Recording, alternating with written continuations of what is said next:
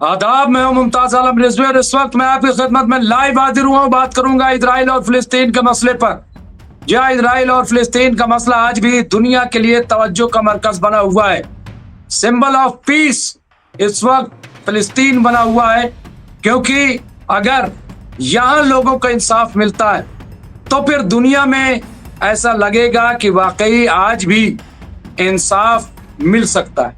लेकिन अगर फिलिस्तीन के लोगों को, गाजा के लोगों को इंसाफ नहीं मिला तो आप जान लीजिए कि यूएनओ हो, ओआईसी हो या दुनिया की और तमाम जो आलमी बरादरी है वो सब मरकज डूब जाएंगे, उनसे दुनिया का भरोसा उठ जाएगा और ऐसा लगेगा कि जैसे दुनिया यतीम है, दुनिया का कोई माई बाप नहीं है, दुनिया लावारिस है और अब दुनिया जिसकी लाठी उसकी भैंस के एतबार से ये चल रही है, ये तस्वुर किया जाएगा।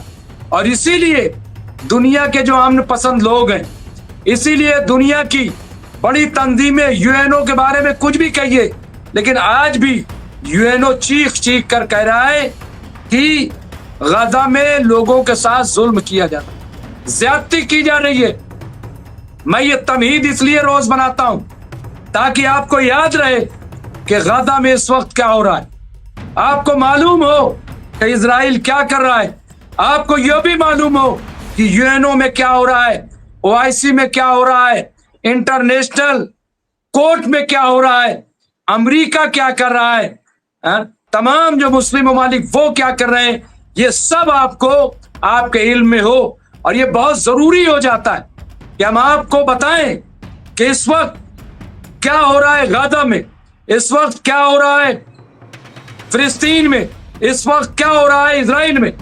सबसे पहले इजराइल की बात कर लेते हैं, क्योंकि गाजा की बात तो बता दी जाती है किसी न किसी हवाले से, फिलिस्तीन का जिक्र आ ही जाता है, लेकिन इजराइल के अंदर क्या हो रहा है वो कोई नहीं बता रहा है, उस पर कोई गुफ्तगू नहीं कर रहा है। इसलिए बहुत जरूरी है। सबसे पहली बात यह मैं आपको बताऊं कि इजराइल में इस वक्त प्रोटेस्ट चल रहा है भयंकर। जब हम आपसे बात कर रहे हैं तो हजारों लोग, इजराइल के लोग इजराइल के अंदर अपनी सरकार के खिलाफ प्रोटेस्ट कर रहे हैं। नेतन्याहू की सरकार के खिलाफ बड़े पैमाने पे प्रोटेस्ट चल रहा है। ये अभी की सबसे बड़ी खबर है, प्रोटेस्ट चल रहा है वहां पे। ये आप देखिए, वहां पे प्रोटेस्ट चल रहा है। और इसलिए मैं कह रहा हूं कि बहुत ही इंपॉर्टेंट, बहुत ही अहम बात, और मैं इसलिए अभी आप देखिए कि जो बात मैं कहना चाह रहा हूं इस वक्त, जिस बात की तरफ इशारा करना चाहता हूं, वो आप देखिए कि प्रोटेस्ट और गैर मामूली तरीके से, और एक ही डिमांड है कि कैप्टिव्स को छुड़वाया जाए, कैप्टिव्स को वापस लाया जाए। ये डिमांड की जा रही है, ये मांग की जा रही है। और मैं समझता हूं कि ये मांग जो है वो बहुत अहम है, बहुत ही इंपॉर्टेंट है। तो ये आप देखिए, कई अपडेट्स आज के हवाले से आई है, कई बड़ी अपडेट्स यहां पे मैं बता रहा हूं, एक के बाद एक रोज अपडेट। लेकिन आज की जो बड़ी अपडेट है वो सबसे पहली बात ये कि इजराइल के अंदर बहुत ज्यादा प्रोटेस्ट चल रहा है, हुकूमत के खिलाफ वहां के लोग आवाज उठा रहे हैं, आवाज बुलंद कर रहे हैं। और मैं समझता हूं कि ये बहुत ही इंपॉर्टेंट है। और दूसरी अहम बात जो गाजा से मुताल्लिक है, अगर देखा जाए तो सीज फायर हो गया, सीज फायर हो चुका है, लेकिन यह नेतन्याहू की जिद है। नेतन्याहू किसी भी तरह से अपनी हार मानने को तैयार नहीं है, और यही वजह है कि आईडीएफ के मुखालफत के बावजूद वहां जबरदस्ती लोगों को मारा जा रहा है। वहां पे ट्रक जाने लगे, वहां पे आटा और तमाम चीजें डिस्ट्रीब्यूट हो रही हैं। और मुझे लग रहा है ये जो बात उड़ाई गई कि आटे में ड्रग्स है कोई कह रहा है आटे में जहर है, ये सब सिर्फ और सिर्फ अफवाह। और ये अफवाह कोई और नहीं बल्कि मेरे ख्याल से ये नेतन्याहू इजराइल की तरफ से उड़ाई जा रही, ये उड़ाई जा रही ताकि अमेरिका के खिलाफ फिर माहौल बन जाए और किसी तरह से जंग हो जाए। आप बताइए, क्या अमेरिका जो है वो इस तरह का काम खुल्लम खुल्ला, मैं इस पे यकीन नहीं करता। और आज डोनाल्ड ट्रंप का एक बयान जो हैरान करने वाला है और नेतन्याहू को परेशान करने वाला है, और मैं एक के बाद एक यहां पे आऊंगा। और इसलिए मैं, आप देखिए, रोज और खास तौर से मैं बीच में जरा से बातचीत भी लोगों से रहती, इसलिए मैं थोड़ा से, आज डोनाल्ड ट्रंप ने जो बहुत बड़ा झटका दिया, और इससे भी आप अंदाजा लगाइए कि नेतन्याहू के साथ क्या होने जा रहा। आज डोनाल्ड ट्रंप ने, ये अभी मैं न्यूज आपको देता हूं, बहुत अहम फैसला आज उन्होंने लिया है नेतन्याहू के ताल्लुक से। और मैं 2 दिन से ये बात कह रहा था, लेकिन हो सकता है लोगों ने उस पर बहुत ज्यादा तवज्जो न दी हो, उसको बहुत ज्यादा अहमियत न दी हो, लेकिन आज वो बात सामने आ गई। मैं कोर्ट की बात कर रहा था, मैं नेतन्याहू के भ्रष्टाचार की बात कर रहा था, और मैं ये कह रहा था कि ये जो बदउनवानी का मामला है ये बहुत इंपॉर्टेंट है, बहुत अहम है, और कोर्ट इसको लेकर के बड़ा संजीदा है। 2 एप्लीकेशन नेतन्याहू ने जुमरात को दी और जुमा को कि 2 हफ्ते के लिए हमारी पिटीशन को मंजूर किया जाए और हमें राहत दे दी जाए। लेकिन यरूशलेम की कोर्ट ने इस बात से इनकार कर दिया, मना कर दिया कि हम वक्त नहीं देंगे। और ये कब था? जब ये खबर आई थी कि डोनाल्ड ट्रंप जो अमेरिकी प्रेसिडेंट हैं, उन्होंने कहा है इजराइल की कोर्ट से कि आप नेतन्याहू को बदउनवानी से राहत दे दो। ये मैसेज, ये बयान आया था, आपको सब मालूम। लेकिन आज क्या बयान आया, ये मैं आपको स्क्रीन पे दे रहा हूं, यहां देखिए। Trump says not going to stand for Netanyahu corruption trial. मैं नेतन्याहू के की जो बदउनवानियां है, जो भ्रष्टाचार है, मैं उसकी हिमायत में उनके साथ खड़ा नहीं रहूंगा। ये साफ साफ बयान आ गया। इसका मतलब आप समझते हैं दोस्तों? क्या इसका मतलब आप समझ रहे हैं? इसका मतलब क्लियर कट है कि आप डोनाल्ड ट्रंप नेतन्याहू के साथ नहीं है। और ये क्यों? मैं इसीलिए कह रहा हूं, देखिए, जब ईरान के साथ सीज फायर हुआ, और ये सीज फायर कराने में सऊदी अरब और कतर ये पेश थे, क्योंकि अमेरिका डायरेक्ट ईरान से बात नहीं कर सकता था। आपको पता है, ईरान डायरेक्ट अमेरिका से बात नहीं करता है। वो जब भी बात करता है या तो मोहम्मद बिन सलमान होते हैं या तो कतर के शाह होते हैं। इन्हीं के जरिए ईरान बात करता है। जो 5 राउंड की बात हुई है वो भी आमने सामने बैठकर नहीं हुई अमेरिका से, बल्कि एक दूसरे के कमरे में वो बैठते हैं और खत किताबत के जरिए, यानी रिटर्न में बातचीत होती है। उसकी वजह क्या है? क्योंकि ईरान अभी पब्लिकली अमेरिका के सामने नहीं आना चाहता। वो ये जेस्चर नहीं पेश करना चाहता कि जो हुआ ठीक है, अब हम तो हाथ मिला रहे हैं। नहीं, ईरान ने साफ साफ मना किया कि अभी अमेरिका इस लायक नहीं है, अभी अमेरिका पे भरोसा नहीं किया जा सकता, अभी हम इनके साथ नहीं खड़े हो सकते, इनसे हाथ नहीं मिला सकते। लेकिन बातचीत जब इजराइल गिड़गिड़ाया 12 दिन की जंग में, जब ईरान ने इतनी बम्बार्डमेंट कर दी कि तिल अबीब गजा बन गया, इजराइल में तकरीबन 35 से 40 हजार बिल्डिंगें तबाह हुई, जिसकी अब रिपोर्ट आ गई है। मैं ये कोई हवा में बात नहीं कर रहा हूं, सारी रिपोर्टें आपके सामने है, आप वो रिपोर्ट देख सकते हैं, और मैं मुस्तकिल आपके सामने वो रिपोर्ट पेश भी कर रहा हूं। तो अब गिड़गिड़ाया इजराइल, नेतन्याहू किससे? अमेरिका से मदद करो, मदद करो, मदद करो। और उसके बाद अमेरिका ने पहली मदद क्या की कि ईरान को डराने के लिए B-2 बम्बर लेकर के पहुंच गया ईरान और वहां जाकर के बम्बार्डमेंट कर दी तमाम न्यूक्लियर प्लांट पे। लेकिन खोदा पहाड़ निकली चुहिया, और बकौल फदील अहमद जो हमारे एक्सपर्ट हैं, किताब ये तो नकली जगह बम्बार्डमेंट करके आए। अब कल ये रिपोर्ट आ रही थी कि दरअसल B-2 बम्बर का इस्तेमाल ही नहीं किया गया, हमने जो बम इस्तेमाल किए वो B-2 बम्बर था ही नहीं। अब ये सब क्या है मुझे नहीं पता, लेकिन हकीकत सब सामने आ। कहने का मतलब यह है कि इजराइल जी बोल गया, इजराइल ने मदद मांगी। अब अमेरिका ने मदद दी, लेकिन जब B-2 बम्बर भी फेल हो गया और उनको लगा डोनाल्ड ट्रंप को कि ईरान को ऐसे शिकस्त नहीं दी जा सकती, तो अब फिर यू टर्न हुआ अमेरिका का। डोनाल्ड ट्रंप फिर यू टर्न आए और उन्होंने कहा कि हम सीज फायर करना चाहते हैं, हम ईरान से जंग नहीं करना चाहते। और ये अमेरिका के वाइस प्रेसिडेंट का बाकायदा मीडिया में दिया गया बयान था, ये कोई ट्वीट नहीं था। और उसके बाद अब बातचीत कैसे हो, तो उसमें कतर आया। मैं जो बात बताना चाहता हूं सुनिए, उसमें कतर आया, सऊदी अरब आया और दोनों की बातचीत हुई। अब लोग ये कह रहे थे कि भाई ईरान ने अपना तो सीज फायर कर लिया, गजा को ऐसे ही छोड़ दिया फिलिस्तीन को। अरे भाई पूरी जंग ही फिलिस्तीन के लिए, पूरी जंग ही गजा के लिए, कैसी बातें करते हो।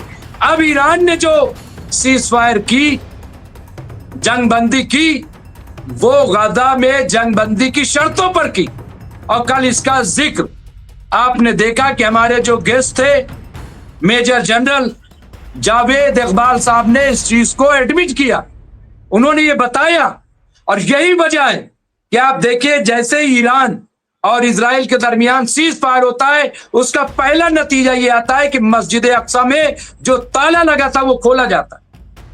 अगर फिलिस्तीन की बात ना होती, ईरान फिलिस्तीन को यूं ही छोड़ देता, तो मस्जिद अक्सा का ताला क्यों खुलता? हमें बताइए, जवाब दीजिए जो लोग सवाल खड़े करते हैं। मैं कोई डिफेंड नहीं कर रहा हूं, मैं सिचुएशन बता रहा हूं।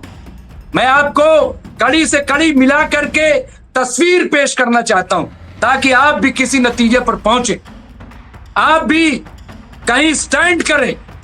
और फिर आप देखिए कि उसके बाद क्या आपने खबर नहीं सुनी कि ट्रकों पे ट्रक जो है वो गजा जाने लगे। कैसे जाने लगे? कैसे रफा बॉर्डर खुल गया? ट्रक कहां से जाने लगे? क्या ऐसे ही जाने दिया जा रहा है? बिल्कुल नहीं, ये अंडरस्टैंडिंग थी। इसके बावजूद इजराइल जो है अपनी हरकत करता रहा। इजराइल अभी भी वहां पे हमले करता रहा। क्यों? क्योंकि नेतन्याहू को जाना था कोर्ट, और कोर्ट में यह बताना था कि अभी हम हालत जंग में हैं। इसीलिए आपको याद होगा कि लेबनान पे भी अटैक किया, आपको याद होगा कि गजा पर भी अटैक किया, और ये भी आप कल देखिए परसों कि बाकायदा ड्रोन के जरिए ईरान पर भी अटैक करने की कोशिश की, जिसे वहां मार गिराया। और जवाब में हूती ने मिसाइल दागी कहां पे? इजराइल। ये क्यों हो रहा है? ताकि जंग बढ़े। नेतन्याहू की सियासत नहीं, वो खुद खतरे में, क्योंकि अब उनका जेल जाना तय। और आज अगर डोनाल्ड ट्रंप ने यह बात कही है जो मैंने आपको दिखाया यहां पे कि मैं भ्रष्टाचार जो नेतन्याहू का है मैं उसके साथ नहीं खड़ा हूं, ये आप देखिए, ये बयान है, ये कोई मामूली बयान नहीं है। इसका मतलब क्या है? इसका मतलब साफ है कि नेतन्याहू पर न सिर्फ मुकदमा चलेगा बल्कि ये जेल भी जाएंगे, और आप बहुत जल्द। और आप ये देखिए, अभी मैं देख रहा था जो हमारे जयदीप सिंह मुंडेला, जिनसे मेरी ऑनलाइन जो गुफ्तगू हुई, उसमें जो चीज निकली है मैं वो आपको बताना चाहता हूं। उन्होंने मुझे कोई चीज मैटर भेजा है और उसमें बयान। दो चीज, एक तो ये बहुत बड़ी चीज जिसका कल भी ऐलान हुआ और आज भी, और मैंने स्टोरी भी चलाई। यहां पे देखिए, ये डोनाल्ड ट्रंप ने जो ट्वीट किया है, मैं सोच रहा हूं वो ट्वीट आप तक भी पहुंचा दिया जाए और वो आप खुद देख लें कि ये ट्वीट क्या है जो डोनाल्ड ट्रंप ने किया है और इसके क्या मानी बरामद किए जाए, क्या मानी निकाले जाएं। यहां पे आप देखिए, मैं वो आज सुबह का ये ट्वीट है 29/6/2025 का। मैं बिल्कुल, देखिए आप सब हमसे जुड़े हैं, आप हमें देख रहे हैं और मैं ये कोशिश करता हूं कि आपको लाइव अपडेट करूं, बजाय ये कि मैं पुरानी खबरें लाऊं और वो आपको दिखाऊं। मैं इसीलिए आपको भी इसमें जोड़ता हूं, जो लोग आप में से जो हमें अपडेट करते हैं, प्लस मैं बिल्कुल लेटेस्ट जो ट्वीट पे चलता रहता है वो देता हूं। अब यहां डोनाल्ड ट्रंप आज जो उन्होंने ट्वीट किया है, आप देखिए यहां पे ये ट्वीट डोनाल्ड ट्रंप का है जो मैं आपकी खिदमत में पेश कर रहा हूं। यहां देखिए, ये साफ साफ यहां पे आपको मिल जाएगा, make the deal in Gaza, get the hostages back. यहां पे आप देख लीजिए, यहां पे डोनाल्ड ट्रंप का ट्वीट है 29/6/2025 8:19 आज ये सुबह का ट्वीट। या आप देखिए तो दो बड़े इंपॉर्टेंट ट्वीट डोनाल्ड ट्रंप के आए, एक सीज फायर का कि गाजा में होगा और दूसरा ये कि हम नेतन्याहू के साथ नहीं खड़े होंगे। अब इससे आप अंदाजा लगाइए कि क्या अब भी लोगों को लगता है कि कोई चीज है। अगर गाजा में अब भी लोगों को मारा जा रहा है तो इसका मतलब साफ है, क्लियर है कि उसमें नेतन्याहू जबरदस्ती इन्वॉल्व हो रहे हैं, नेतन्याहू जंग को एस्केलेट कर रहे हैं। ये बिल्कुल साफ साफ तस्वीर नजर आ रही है। और यहाँ पे देखिए, ये एक और मैसेज जो चैनल 12 का है, यहाँ पे ये नहीं जा पा रहा है मैसेज, मैं इसको दूसरे तरीके से पेश कर दूंगा और फिर वो मैं आपको मैसेज दिखाता हूं और आप खुद देखिए उस चीज, मैं स्क्रीन पर लेकर के आता हूं और उसके बाद मैं वो एक एक रिपोर्ट आपकी खिदमत में मैं पेश करूंगा जो हकायक पर मबनी होगा। ऐसा नहीं है कि मैं हकायक से दूर। यहां पे आप देखिए, ये मैं आपकी खिदमत में पेश कर रहा हूं। यहां पे आप देखिए किस तरह से ये नीचे, अब आप इसको पढ़ सकते हैं। और मैं वो बयान जो इस वक्त आया वो ये है कि the IDF chief of staff Eyal Zamir is scheduled to inform Netanyahu and others at the security and political cabinet meeting tomorrow that Operation Gidon Chariots has achieved its objectives and it will be impossible to continue the fighting without engaging the lives of Israeli prisoners। यहाँ पे साफ साफ जो है यहाँ पे कहा गया है। अब इसके आगे आप देखिए जो लिखा है यहाँ पे जयदीप साहब ने, कुछ ऐसे संकेत मिल रहे हैं कि गाजा में सीज फायर हो सकता है और मैं ये कह रहा हूं कि गाजा में सीज फायर हो चुका है, गाजा में सीज फायर हो चुका है। अगर ये रुकावट है तो सिर्फ और सिर्फ रुकावट ये नेतन्याहू की तरफ से है। नेतन्याहू नहीं चाहते कि किसी तरह से वहां पे अमन हो, वो नहीं चाहते कि किसी तरह से शांति हो। ये आप देखिए यहाँ पे और एक बड़ी खबर आप सब सुन रहे हैं कि किस तरह से नई जो स्टडी हुई है, नया जो रिकॉर्ड आया है, रिसर्च आई है गाजा को लेकर के, वो भी मैं बयान करूंगा। दो चीजों का चर्चा बहुत ज्यादा हो रहा। एक तो ये कि गाजा में तकरीबन 4 लाख लोग मिसिंग हैं। वहां की कुल आबादी 23 लाख कुल आबादी गाजा की। ये हम सब आप जानते हैं, हम शुरू से इस बात को कहते आए हैं। और उस 23 लाख में अब जो नई रिसर्च आ रही है उसके मुताबिक जो तहकीक आ रही है, तकरीबन ये बताया जा रहा है कि 1 लाख लोग अब तक गाजा में मारे गए और इनमें बच्चों की तादाद बहुत ज्यादा है। ये यहाँ पे साफ यहाँ पे कहा जा रहा है। तो एक तो ये मैं आपकी खिदमत में पेश कर रहा हूं और 1 लाख, ये आप देखिए ये तस्वीर सामने आ रही है। तो इससे आपको अंदाजा हो जाएगा, आपको मालूम हो जाएगा कि क्या सच्चाई है, क्या हकायक है। यहाँ पे आप देखिए सारी चीजें जो हैं। और दूसरा 4 लाख जिसकी अब डिमांड की जा रही है कि इसकी जांच कराई जाए, पता लगाया जाए कि बाकी लोग कहां गए।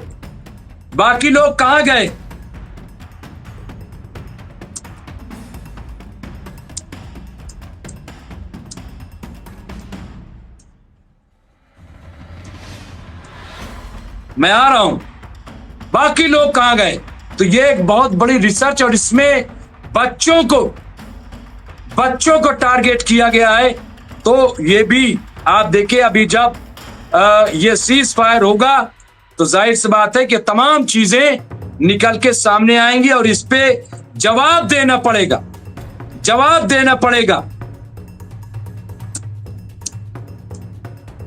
इन सबको बताना पड़ेगा। और खास तौर से नेतन्याहू को, ये आप तस्वीर देखिए, यहाँ पे जो बात कही गई है, nearly 1 lakh Palestinian kill and Israel Gaza genocide new study, ये साफ यहाँ पे आप देखिए तस्वीर आ रही है।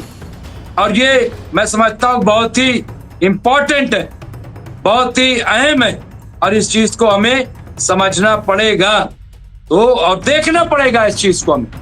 ये मैं यहाँ पे आपको दे रहा हूँ, तबरेज़ आलम सिद्दीकी साहब हैं, उनका यहाँ पे बयान है कि जंग जज्बात से नहीं हिकमत से लड़ी जाती है और ईरान जंगी लाए अमल तैयार करने में महारत रखता है। ये इनका कहना है, तबरेज़ आलम। मैं समझता हूँ बिल्कुल सही आप कह रहे हैं, यहाँ पे बिल्कुल सही। यहाँ पे झूठी जीत का ऐलान, यहाँ पे एमएमसी को मतलब ऑब्जेक्टिव की झूठी जीत, यहाँ पे ये मैं समझ नहीं पा रहा हूँ कहाँ किसका। यहाँ पे आप देखिए, मैं एक एक करके यहाँ पे आपको खबर दे रहा हूँ।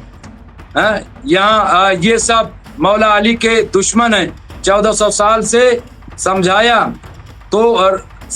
तो जा रहा है ये तमाम बातें। लेकिन इस वक्त मैं जो बात कर रहा हूँ, जो न्यूज है उस पर बात कर रहा हूँ, एक एक चीज यहाँ पे मैं आपके खिदमत पेश कर रहा हूँ। और जो अपडेट है, अब आप देखिए एक अपडेट और जो बहुत बड़ी है और मैं समझता हूँ कि ये भी आपके सामने आना चाहिए। यहाँ जो ईरान के नायब सदर हैं, उनका जो बयान है वो बड़ी अहमियत का हामिल है, वो भी आपके खिदमत में मैं पेश करूंगा। क्योंकि उन्होंने कहा है कि जंग बंदी का मतलब इजराइल से जंग का खात्मा नहीं है।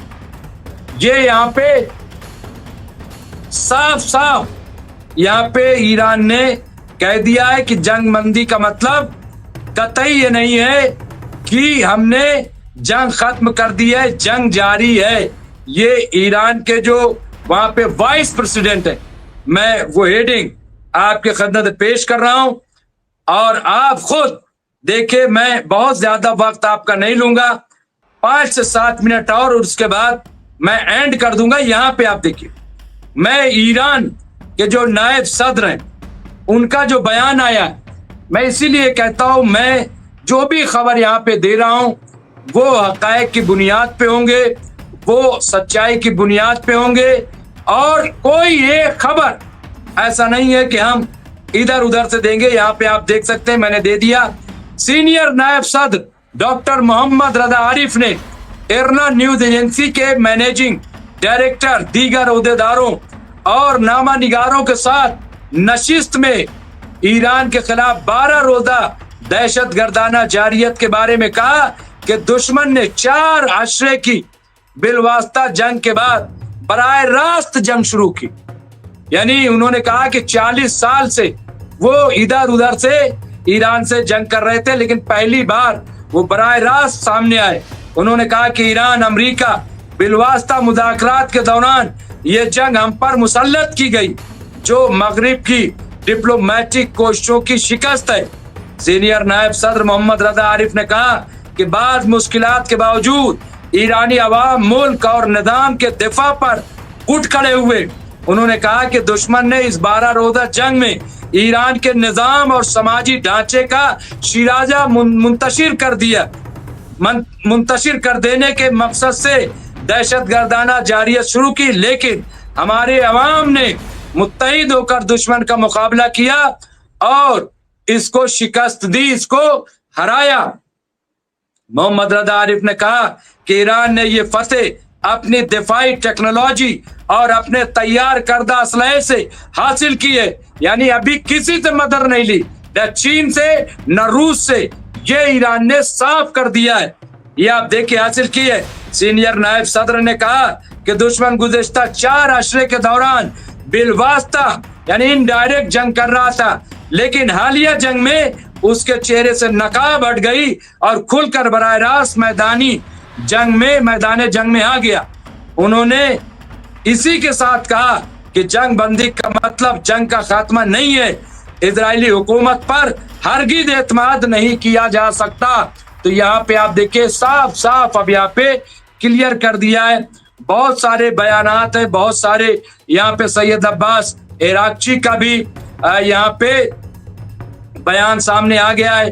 अब यहाँ पे आप ये देखिए कि इस वक्त सबसे अहम खबर जो ईरान से आ रही है वो ये कि ईरान में इस वक्त तमाम जो मोसाद के एजेंट हैं वो सब पकड़े जा रहे हैं और वो सब पकड़े जाएंगे।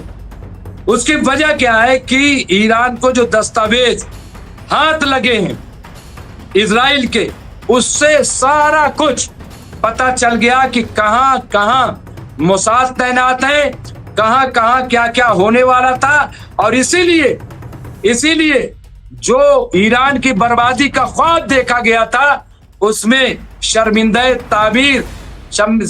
ताबीर इजराइल नहीं हो सका, अपने मकसद को अचीव नहीं कर सका। क्यों? क्योंकि ईरान को दस्तावेज मिल गए थे और ईरान को पता चल गया था कि कहां क्या साजिश हो रही है।